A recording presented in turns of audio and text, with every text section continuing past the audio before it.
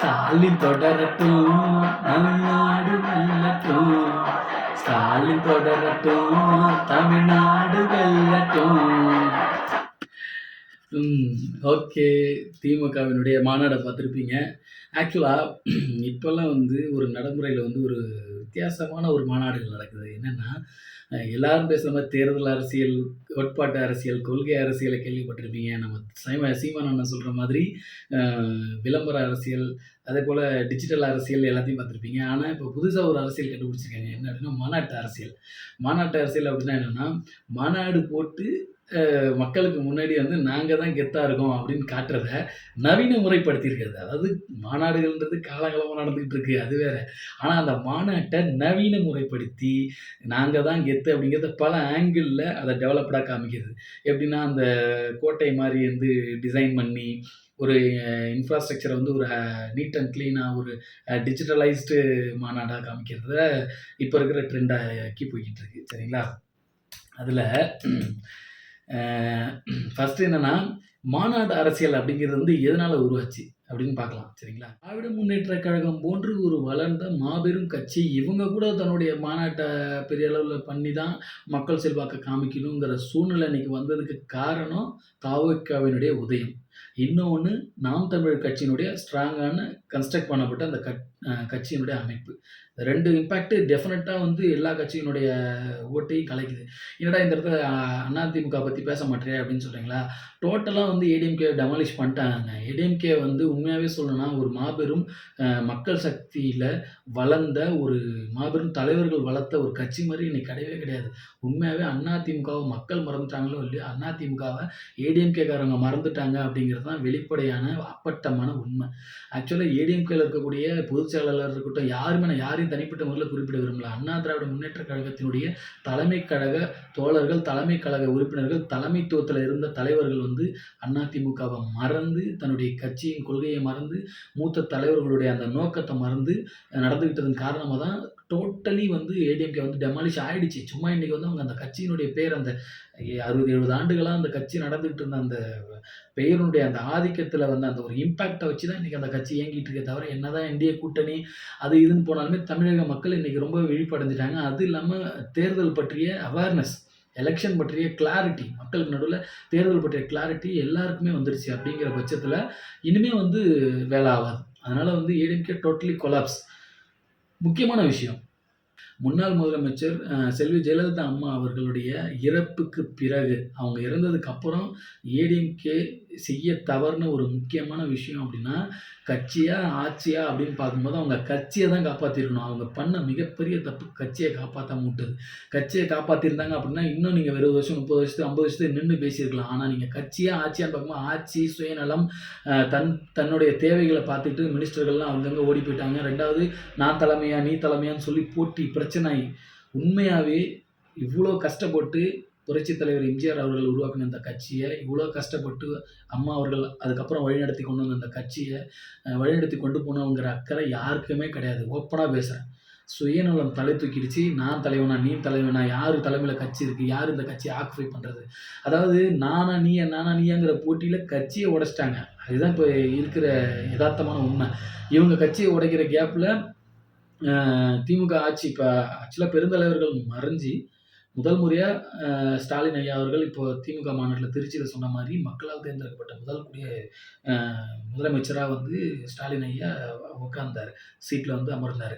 அதே போல் எடப்பாடி ஐயா வந்து பார்த்திங்கன்னா ஆளுங்கட்சியாக இருக்கும்போது அம்மாவுடைய மறைவுக்கு அப்புறம் கட்சி கழக உறுப்பினர்களால் தேர்ந்தெடுக்கப்பட்ட ஒரு முதலமைச்சராக தான் அந்த இடத்துக்கு வந்தார்.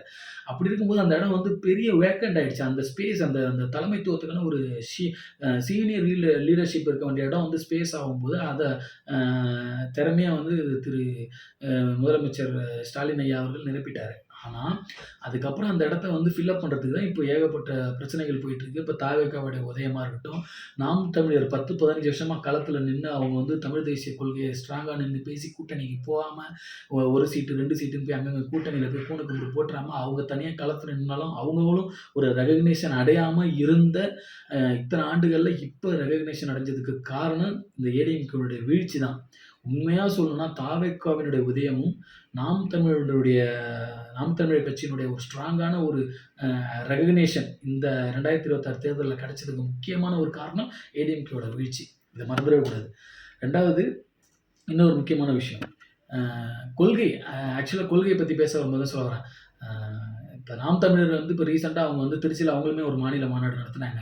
ஆக்சுவலா அந்த நாம் தமிழர் கட்சி நடத்தின மாநாட்ல எனக்கு ஒரு முரண்படுற விஷயங்கள் என்ன அப்டின்னா, இப்ப வந்து தமிழ் தேசியம் பேசுற ஒரே காரணத்தினால தமிழ் கொள்கைகள அதேபோல தமிழ் தேசியத்த பேசின, தமிழுக்காக போராடிய மூத்த தலைவர்கள் எல்லாரையுமே இவங்க என்னுடைய கொள்கை தலைவர்ன்னு சொல்றாங்க. ஆக்சுவலா நாம் தமிழர் உருவாக்கப்பட்டது ஈழத்த மீட்டெடுப்பதற்கு ஈழத்தமிழர்களுக்காக உருவாக்கப்பட்ட கட்சி தான் அது. அப்படி இருக்கும்போது, அவங்க ச சீமான் அண்ணன் வந்து என்ன சொல்றாரு, அதுக்கு ஒரு காரணம் சொல்றாரு. நான் வந்து இந்த பாழுங்கிணத்துல போய் பார்த்தேன். என்னுடைய சமூகம் கடந்துச்சு. அப்படி பார்க்கும்போது, என்னோட மொத்த தமிழ் சமூகம் அதுல கிடக்கு. அப்ப நான் மீட்றதுக்காக நான் மேல வந்தேன். அப்ப கட்சி உருவாக்கப்பட்ட நோக்கம் ஈழத்தமிழர்களுக்காக. ஆனா, இப்ப இந்த கட்சி பயணிக்கிறது தமிழ் தேசியத்திற்காக. ஸோ, நீங்களுமே வந்து கொள்கை மாறுபாட்டிலயும், கொள்கையினுடைய பாதைய வந்து மாற்றி அ அமைச்சுக்கிட்டு, உங்களோட கொள்கைய வந்து தமிழ் தேசியத்துக்கானதா அ உருவகப்படுத்திக்கிட்டீங்க. அப்படி இருக்கும்போது, கொள்கை தெளிவுங்கிறது அவ் ம ஆண்டுகள் போக, போக, போக மெருகடைஞ்சு வந்துட்டு இருக்கு நாம் தமிழருக்குமே. அதுதான் உண்ம. இன்னொரு விஷயம், இப்போ திருச்சி மாநில மாநாட்ல வந்து அண்ணன் பேசும்போது வந்து என்ன சொல்லிருக்காரு, இவங்க வந்து 565 பேர் தமிழுக்காக போராடின எல்லாரையுமே எங்க கொள்கை தலைவர்ன்னு சொன்னத நம்ம ஏத்துக்கணும்.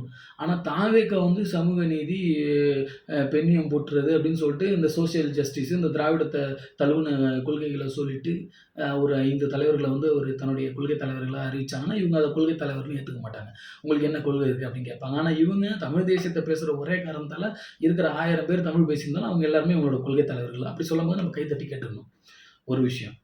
இன்னொன்னு, அ தமிழ் இது தாவேக்கா வந்து பார்த்தீங்கன்னா, தன்னுடைய முதல் வேத வார்த்தையா வந்து பார்த்தீங்கன்னா, "பிறப்போக்கும் எல்லா உயிர்க்கும்" அப்படிங்கிற வார்த்தைய திருக்குறள்லேருந்து எடுத்து வச்சிருக்காங்க.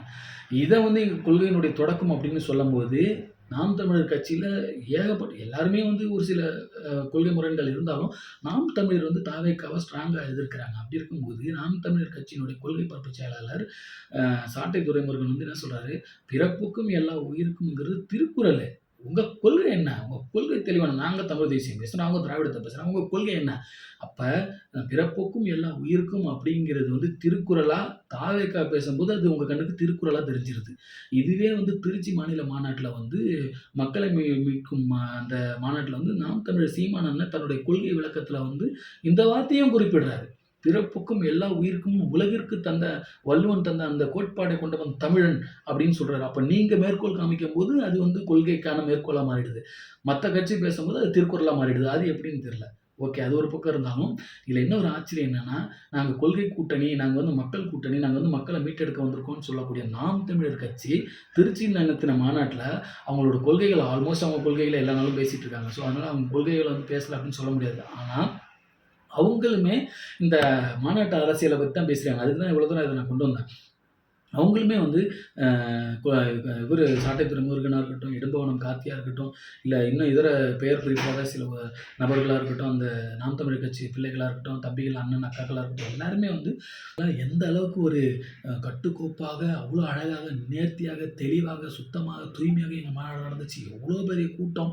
ஆக்சுவலா தமிழ் தேசியம் இவங்க என்ன சொல்றாங்க, நாங்க மட்டும் தான் கொள்கையில தெளிவா இருக்கோம். கொள்கைய பேசுறோம், கோட்பாட்ட பேசுறோம், மக்களோட வாழ்வியல பேசுறோம், வாழ்க்கையினுடைய மக்களோட அடிப்படை வாழ்வாதாரத்த உயர்த்தும் விதமா விவசாயத்த பேசுறோம் அப்படின்னு சொல்றாங்க.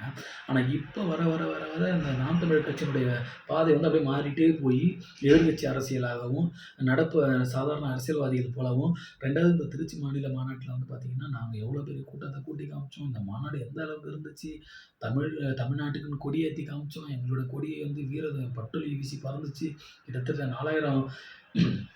கிட்டத்தட்ட 4000 கொடி கம்பங்கள் நாங்க வச்சு நட்டோம். திருச்சியே ஸ்தம்பித்து போச்சு. திருச்சியே வந்து ஸ்தம்பித்து போறது தான் உங்களுக்கு பெருமையா? மத்த கட்சிகள் இந்த மாரி மாநாடு நடத்துனா வந்து போக்குவரத்த இடையூறு பண்ணி, மக்களுக்கு வந்து பிரச்சனை குடுத்து மாநாடு நடத்துறீங்க. அ இதெல்லாம் ஒரு மாநாடா? ஒரு ஒரு கொள்கை இருக்கா? ஒரு தெளிவு இருக்கான்னு சொல்றேன். நீங்க கூட்டத்த வச்சு பெருமை பாட ஆரம்பிச்சுட்டீங்க. உங்க கொள்கையும், கோட்பாட்ட மறந்துட்டீங்க. "பாத்தியா நாங்களும் உங்களுக்கு ஈக்குவலா இருக்கோம்." சரி ஓகே. நீங்க கூட்டத்த காட்டுங்க. உங்களுடைய பலத்த காட்டுங்க. அது தப்பு இல்ல. ஆனா மற்றவர்களை எல்லாரையுமே ஒரே அளவுல தரை குறைவாக பேசுகிறார்கள். அது ரொம்ப தப்பு அப்படின்னு சொல்ல வரேன். ஓகே. அது ஒரு பக்கம் இருக்கட்டும். 2வது தாவேக்காவுக்கு தன்னுடைய நிலைய வந்து நிரூபிக்க வேண்டிய நிர்பந்தம். புதியதாக தேர்தலை சந்திக்காத மிகப்பெரிய அளவில் மக்களுக்கு இடையே ஆதரவு பெற்ற ஒரு கட்சி தன்னுடைய பலத்தை காமிச்சு உடனடியாக நாங்கள் வந்து ஆளுங்கட்சியாக வரணும் அப்படின்னா அதற்கு ஏற்ற அளவுக்கு எங்களுடைய எதிர்ப்பையும் எங்களுடைய பலத்தையும் காட்ட வேண்டிய சுச்சுவேஷன் இருக்கனால எல்லா இடத்துலையுமே அவங்க ஹைலைட்டடாக அவங்க சில விஷயங்களை பண்ணுறாங்க. அப்போது இதே இடத்துல நாம் தமிழரும் பண்றாங்க அப்படின்னா, அவங்களுக்குமே வந்து 10, 15 வருஷமா களத்துல உழைக்கிறதுனால அவங்க எத பேசினாலுமே நம்ம தப்பு சொல்ல முடியாது. ஆனா, அவங்க பண்ற ஒரே விஷயம் மற்றவர்களை மிக தரக்குறைவா நடத்துறது, மிக தரக்குறைவா பேசுறதும் தப்பு. நீங்க எல்லாருக்குமான அரசியல் பண்ண வரீங்க அப்படின்னா, சமநீதி அப்படிங்கிற அடிப்படையில நீங்க எல்லாரையும் சமமா மதிக்க தெரியணும் முதல்ல. தமிழ் சமூகம் அப்படின்னா, என் அருமை உடன் பிறந்தார்களே அப்படின்னு அண்ணன் சொல்ற அந்த வார்த்தைக்கு இணங்க எல்லாரையும் சமமாக மதிக்க தெரிய வேண்டும் அப்படிங்கிறது தான் என்னுடைய கருத்து. சரிங்களா? அதேபோல பார்த்தீங்கன்னா இப்ப இந்த திமுக மாநாட்டுக்கு வந்துருவோம். திமுக மாநாடு அதாவது சிம்பிளா ஒரே வார்த்தையில முடிக்கணும் அப்படின்னா, திமுக மாநாடு அப்படிங்கிறது ஒரு செட்டிங் மாநாடு. என்னது இது செட்டிங் மாநாடு அப்படின்னா, ஆக்சுவலா இப்போ நாம் தமிழருக்கு கூடக்கூடிய மக்கள் வந்து பார்த்தீங்கன்னா, கொள்கை ரீதியா, கோட்பாட்டு ரீதியா நாம் தமிழர் மீது விருப்பத்த கொண்ட பிள்ளைகள் கொண்டு போய் சேர்க்குறாங்க. அங்க வந்து அவங்க சொல்ற மாரி காசு தரல, பணம் தரல, பிரியாணி தரல, குவார்டர் தரல. ஒரு கூட்டம் சேருது. அந்த ஒரு மாநாட்ட நம்ம ஒரு மதிப்புமிக்க இடத்துல வச்சு பார்க்கலாம். தாவேக்காவுக்கு ஒரு மாற்றத்தை விரும்புபவர்கள், அதாவது ஒரு முக்கியமான விஷயத்த நல்லா புரிஞ்சுக்கணும். தமிழக வெற்றிக் கழகம் வந்து அ உருவான உடனேவே மிகப்பெரிய அளவுல வளர்ச்சி அடைஞ்சிருச்சு. மக்களுக்கிடையே ஒரு செல்வாக்கு பெற்றுருச்சு. அதனால தான் அந்த கட்சி வந்து அ ஆளும் கட்சிகளுக்கு இணையா சஸ்டெயின் பண்றதுக்கு சில விஷயங்கள்ல வந்து முரண்படுறாங்க. சில விஷயங்கள்ல வந்து திணறுறாங்க. இது உண்மதான். ஆனா அந்த கட்சிகள் ரெகுலேட் செய்யப்படும். 2வது அவங்களும் வந்து அனுபவப்பட தன்னுடைய நிலைப்பாட, கோட்பாட, கொள்கையை எப்படி தெளிவுபடுத்தணும், எப்படி நேர்படுத்தணும் அப்படிங்கிறத கத்துக்குவாங்க. 2வது இங்க ரசிகர்களா இருந்து தொண்டர்களா மாறியவர்கள கொள்கை கூட்டமா கோட்பாட்டு ரீதியா அவர்கள ஒரு சரியான அரசியல்வாதிகளா நிலைப்படுத்துறதுல அண்ணனுக்கு மிகப்பெரிய ஒரு பங்கு இருக்கு. அதுல வந்து அண்ணனுமே வந்து நெறைய விஷயங்கள கத்துக்கிட்டு, இன்னும் தன்னுடைய தொண்டர்கள வழிநடத்துறதுல ஒரு முக்கிய பங்கு வகிக்கிறாரு. ஆக மொத்தம் தாவேக்காவின் உதயத்திற்கு பிறகு தான், இப்படி ஒரு மிகப்பெரிய அந்த மாநாடுகள்ல வந்து ஒரு ரெவல்யூஷன் அதாவது ஒரு ஒரு நியூலி ட்ரெண்டட் மாநாடுகள நடத்த ஆரம்பிச்சாங்க. அதேபோல பார்த்தீங்கன்னா, இன்னொரு விஷயம் இந்த எஸ்ஓபி. எஸ்ஓபி என்னங்க எஸ்ஓபி? ஏங்க ஒரு காலத்தில மாநாடு நடத்துனாங்கன்னா, மொத்த இந்தியாவினுடைய மக்கள் தொகை 150,00,00,000 தாண்டிடுச்சு. தமிழகத்தினுடைய மக்கள் தொகை 8,00,00,000 வந்துருச்சு. இப்போ வந்து ஒரு கட்சி ஒரு மாநாடு நடத்துறாங்க அப்படின்னா, இப்போ இந்த இடத்துல வந்து நீங்க 4,000 பேர் தான் வரணும், 5,000 பேர் தான் வரணும். அப்போ வந்து அவங்களுக்கு மக்கள் செல்வாக்கு இருக்கு, மக்கள் கூட்டம் வரும் அப்படின்னு தெரிஞ்சு அவங்கள நீங்க வந்து நெருக்கடி குடுக்கும் விதமா உருவாக்கப்பட்டது எஸ்ஓபி. அதன் அடிப்படையில இப்ப அது வந்து ஒரு கட்சிக்கு மட்டும் குடுத்தா, அது வந்து அவங்களுக்கு மட்டும் குடுக்கப்பட்டதா இருக்குன்னு சொல்லிட்டு, பேரளவுல மற்ற கட்சிகளுக்கும், உங்களுக்கும் நீங்க பண்ணிக்கிறீங்க. இப்ப திமுக மாநாடு நடந்த இடத்துல வந்து பார்த்தீங்கன்னா, காவலர்கள் வந்து மற்ற கட்சிகள் வந்து ஒரு மாநாடு நடத்தினாலோ, ஒரு மக்கள் சந்திப்பு கூட்டம் நடத்தினாலோ, நிர்வாக சந்திப்பு கூட்டம் நடத்தினாலோ, அந்த இடத்துல காவலர்கள் குடுக்கறதுக்கு எங்களுக்கு பத்தல. கரூர் சம்பவம் கூட அதான் நடந்துச்சுன்னு சொல்றாங்க. ஆனா இங்க திருச்சியில இங்க திமுகவுடைய மாநாட்டுல வந்து பார்த்தீங்கன்னா, காவலர்கள் தண்ணீர் பாட்டில் வழங்குறாங்க பொதுமக்களுக்கு. காவலர்கள் அந்த வ உணவு பொட்டலங்கள் இந்த மாரி விஷயங்கள காவலர்கள் அரசு சம்பளத்த அதாவது அரசாங்க சம்பளம் குடுத்து திமுக கட்சி மாநில அந்த மாநாட்டுக்கு தான் வேலை செய்யறதுக்கு தான் வாங்குறாங்களா சம்பளம்? இதெல்லாம் எங்க போய் சொல்றது? கொடுமையின் உச்சம். மாநாட்ல ஐயா வந்து, "நாங்க இந்த அளவுக்கு சிறப்பா ஆட்சி பண்ணியிருக்கோம். இவ்ளோ நலத்திட்டங்கள குடுத்துருக்கோம். தமிழக மக்கள் அப்படியே சந்தோஷத்துல கொழிக்கிறாங்கன்னு" சொல்றீங்க. சட்டம் ஒழுங்கு சந்தி சிரிக்குது. இங்க வந்து பாலியல் வன்கொடுமை சம்பவங்கள் எங்க பார்த்தாலும் அரங்கேறுது. இப்ப வன்முறை சம்பவங்கள் பொது இடங்கள்ல பார்த்தீங்கன்னா, ஆயுதங்கள வச்சுக்கிட்டு அவன் அவன் வெட்டுறான், குத்துறான், கொல்றான். ரத்த கறையா இருக்கு தமிழகம் ஃபுல்லா. கஞ்சா போதை. போதைப் பொருட்கள் அங்கங்க சிரிக்குது. போதை வஸ்துக்கள். சட்ட ஒழுங்கு சந்தி சிரிக்குது. இந்த எந்த விதமான அ கோர சம்பவங்களுக்கும், சட்ட ஒழுங்கு சீர்கேடான சம்பவங்களுக்கும், கொலை சம்பவங்கள், பொது இடங்கள்ல வந்து அடிக்கிறது, உதைக்கிறது, குத்துறது, ரவுடிசம், அ போதை பழக்கவழக்கம், அதேபோல பாலியல் வன்கொடுமை, பச்சிளம் குழந்தைங்கள பாலியல் வன்கொடுமை பண்றது. இதுக்கெல்லாம் ஐயா எங்கேயுமே வாய் தொறக்க மாட்றாரு. அவருடைய அடுத்த நோக்கம் 2.0 தொடரணும். தேர்தல நோக்கமா வச்சு, தேர்தல் அரசியல் இப்ப பண்ணிட்டு இருக்காரே தவிர, மக்கள் மீது அக்கறை இருக்கிற மாரி தெரியல. மக்கள் மீது அக்கறை இருந்தா இதுக்கான பதில்லாம் சொல்லியிருக்கணும்ல ஐயா. ம். ஒரு சிம்பிளா நான் கேட்கிறேன். அ காங்கிரஸுக்கும் இவங்களுக்கும் இடையேயான பேச்சுவார்த்தை ரொம்ப நாள் நீடிச்சு, அவங்க வந்து கான்ட்ராக்ட்ல சைன் பண்ண உடனே அந்த மீட்டிங் முடிச்சுட்டு வெளில வரப்ப பத்திரிக்கையாளர்கள் வந்து, "என்ன முடிஞ்சுச்சான்னு?" கேட்டதுக்கு, "நான் முடிச்சுட்டேன்னு" இப்படி கைய காமிச்சேன். அதுதான் இன்னைக்கு ட்ரெண்ட் ஆயிடுச்சுன்னு சின்னதா ஒரு ட்ரெண்டான விஷயத்துக்கு ஐயா வந்து அடுத்த மீட்டிங்ல தெளிவா வந்து அதுக்கு பதில் குடுக்குறாரு. ஆனா, சட்ட ஒழுங்கு சந்திச்சிருக்குதுன்னு இத்தன பேர் உட்கார்ந்து நாடே வந்து கேள்வி கேட்குது. அதுக்கு பதில் சொல்ல மாட்டேங்கிறாரு. அ கற்பழிப்பு சம்பவங்கள் அங்கங்க பாலியல் வன்கொடுமை போக்சோ சட்டத்தில வந்து ஏகப்பட்ட குற்ற வழக்குகள் அதிகமாயிட்டு இருக்கு. சட்ட ஒழுங்கு சந்திச்சிருக்குது. போதைப் பொருட்கள் அப்படி வந்து நாடே சந்திச்சிருக்குதுன்னு கேட்கறது, அதுக்கு ஐயா கண்ணுக்கு தெரிய மாட்டேங்குது. சின்ன சின்ன விஷயத்துக்கு ஊடகத்தில ட்ரெண்ட் ஆகுற வீடியோவுக்கெல்லாம் வந்து பதில் சொல்லிட்டு இருக்காரு.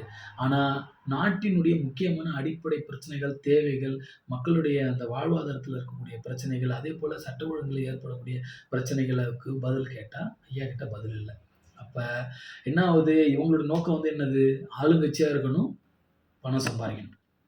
இதுல இன்னும் எனக்கு ஒரு ஆச்சரியமான விஷயம். கடைசியா இந்த வீடியோ முடிக்கிறதுக்கு முன்னாடி நான் இத மட்டும் கேட்டு முடிச்சுக்கிறேன். ஆளுங்கட்சியை சேர்ந்த அமைச்சர்களும், ஆளுங்கட்சியினுடைய எம்.எல்.ஏக்கள், வார்டு கவுன்சிலர்கள், நகரமன்ற உறுப்பினர்கள் என்னென்ன கேட்டகரியில எங்கெங்கெல்லாம் குற்றங்கள் செய்றாங்களோ, அவங்களெல்லாம் வச்சுக்கங்க அந்த இடத்துல. இவ்ளோ சாட்சிகளோட மீடியாக்கள்ல நேரடியாவும், மறைமுகமாவும் திமுக ஆட்சியில ஊழல் நடக்குது அப்படின்னு இவ்ளோ அ வெளிப்படையா சான்றுகளோட எவ்வளோ பேர் பேசிட்டு இருக்கிறாங்க. அது உண்மையா இல்லையான்னு கூட நீங்க ஆராய்ஞ்சு பார்த்துட்டு கூட நீங்க சொல்லலாம். ஆனா இப்படி பேசும்போதும் இவங்கள ஆதரிக்கக்கூடிய பொதுமக்கள் இருக்கீங்களே, எப்படின்னு எனக்கு எனக்கு ஒண்ணு புரியல. நான் வந்து உண்மையா சொல்றேன்.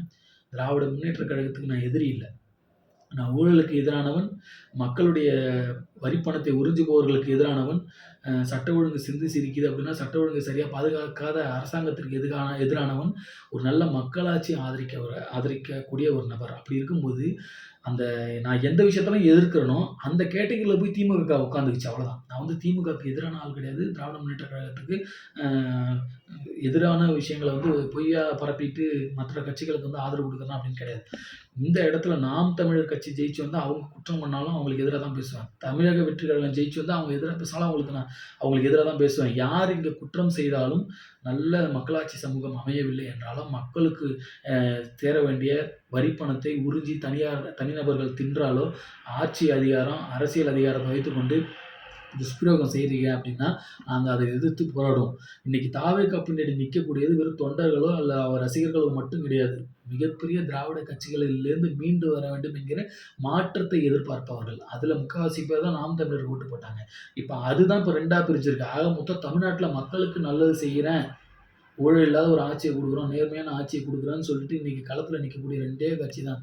தாவேகா, நாம் தமிழர். அது தவிர அதிமுகலாம் உடைஞ்சுட்டாங்க. அவ்வளோதான் முடிஞ்சு போச்சு.